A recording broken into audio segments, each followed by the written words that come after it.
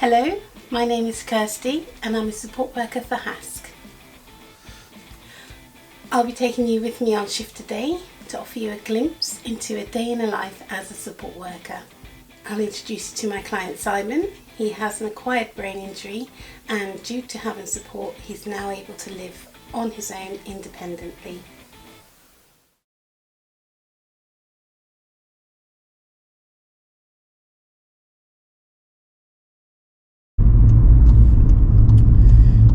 With people with acquired brain injuries, you'll find out that they have pretty much continuous therapy, rehab.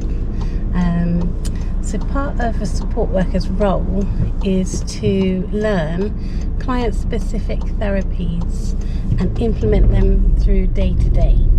A client may have a physiotherapist, an occupational therapist, behavioural therapist. They can have all these kinds of therapies, and you as a support worker will learn client-specific therapies. A client may have difficulty understanding their fatigue, and occupational therapists may help them to understand, help you to understand and recognise signs of fatigue, and that will help you support the client to recognise these signs of fatigue and also support them to manage it. In your day you can plan breaks, rest periods, or just as simple as not planning too much in one day. My particular client, he loves nature, and as a form of relaxing we can go for a walk, and that sort of resets him mentally rather than sitting down and listening to music. So that's quite specific to him. He has problems with his memory and planning, so we got a whiteboard for him, helped him to put things on the whiteboard, the date, the person who's on the shift, and any appointments, anything that he wants to do that day. We will add that to the board, and that helps him feel more secure because he knows what's going on. He knows when he has to do something.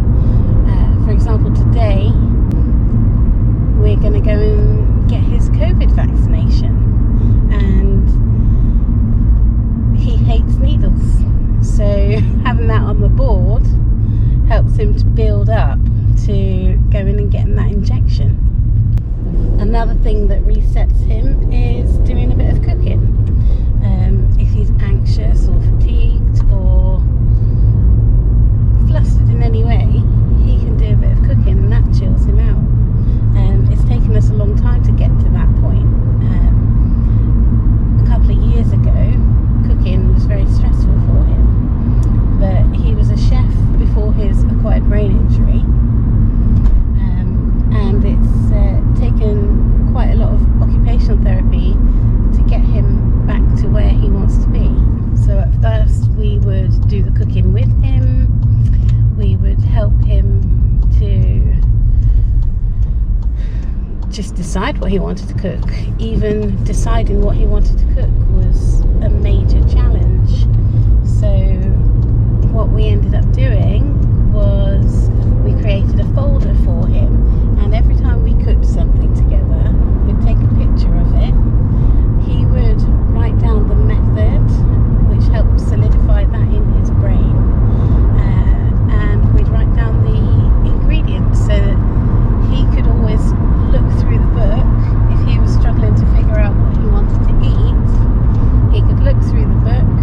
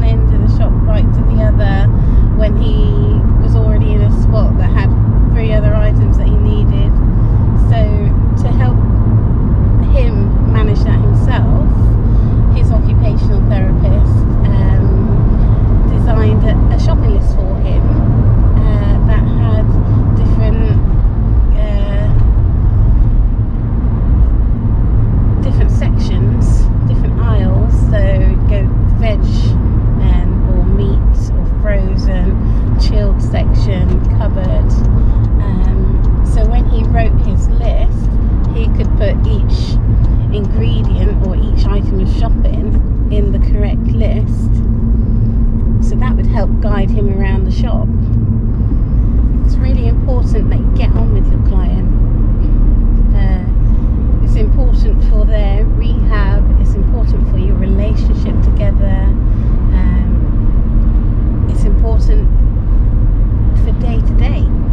HASCS put a lot of effort into matching up clients to support workers, so it's really good that you put your interests and hobbies and values in that little section when you do your application form. It's really important that you get on with your client. You see them every day, they see you every day, you're in their house, you're helping them with their rehab and achieving personal goals. One of the ways that people with acquired brain injuries differ from people with learning disabilities is people with learning disabilities have always had them. They haven't known anything else. They have grown up doing certain things and coping in certain ways, whereas a person with an ABI has been mainstream. They've been their own person, not their own person. They have been independent all their lives up until their injury, and now their brain doesn't work the way they used to. Their body maybe can't do the things that it used to do, and that can be very frustrating, very, very frustrating. Pretty much they have to learn how to understand their new brain. Maybe they get fatigued now, for some reason they can't figure out something that used to come very naturally, and it's quite important that you have empathy, not sympathy, because empathy helps them to be more independent, helps them to do things for themselves, whereas sympathy, you can end up doing it for them, which is not it's not really productive with an acquired brain injury, and it doesn't help their rehab unless maybe they're like extremely fatigued. Well, that's where the empathy comes in anyway. Every brain injury is different. Every person, every individual is individual. They have their individual brains, and every injury is individual. So no two brain injuries are the same.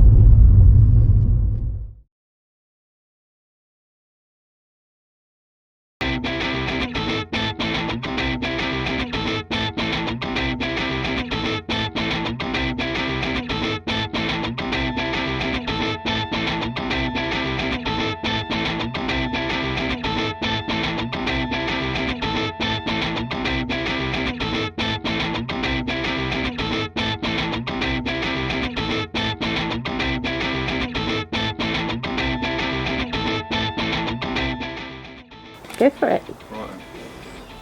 Yeah. Hello there, my name is Simon, and I got brain injury because I got run over by a big van, and that was in 2014. Before that, well, for years I used to live in communities looking after handicapped people, and also during that time one of the communities had a horse, so I thought, ooh, because I used to work in the garden, so I thought I could maybe use the horse in the garden. And this was in Ireland, and I met an Irish man, I can't remember his name because of me, that's something with the brain damage, my memory is not good. And this guy, he's worked with horses for years, and he came to the community, and he was a great guy. I can't remember his name. Also used to look after bees, and bees have been visiting this There's even a bee there, a bumblebee actually. It's very nice heather here, and some nice beautiful gardens.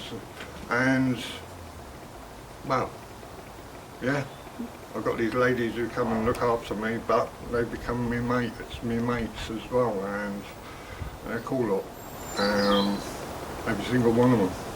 Yeah, I suppose with the brain damage, it's silly little things like remembering names, or I'll suddenly remember I need to do something and then go to another room and then totally forget what I was going to do. So I have to go back to the room that I was in originally to actually try and remember what it was that I was,